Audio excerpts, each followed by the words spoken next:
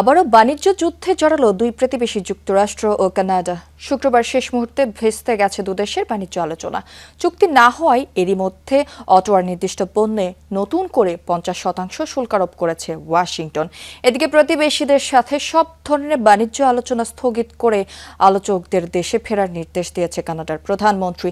পাশাপাশি শুল্কের জবাবে পাল্টা শুল্ক আরোপের ঘোষণা দিয়েছেন তিনি।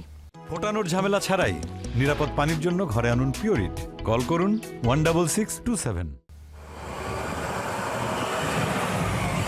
কানাডার বেশ কিছু পণ্যে 50% মার্কিন শুল্ক কার্যকর হওয়ার কথা ছিল গত বুধবার।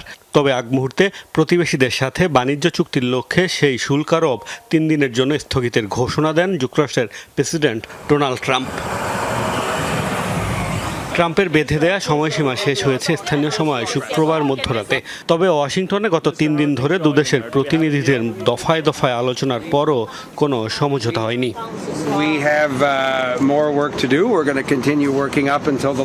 শেষ মুহূর্তে আলোচনা ভেস্তে যাওয়ায় আবারও তীব্র হলো যুক্তরাষ্ট্র ও কানাডার বাণিজ্য যুদ্ধ।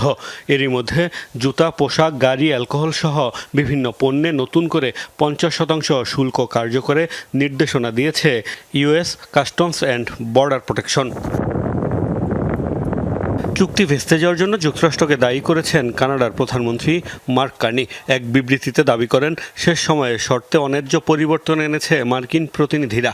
সব ধরনের আলোচনা স্থগিত করে এরই মধ্যে প্রতিনিধিদের দিয়েছেন দেশে ফেরার নির্দেশ।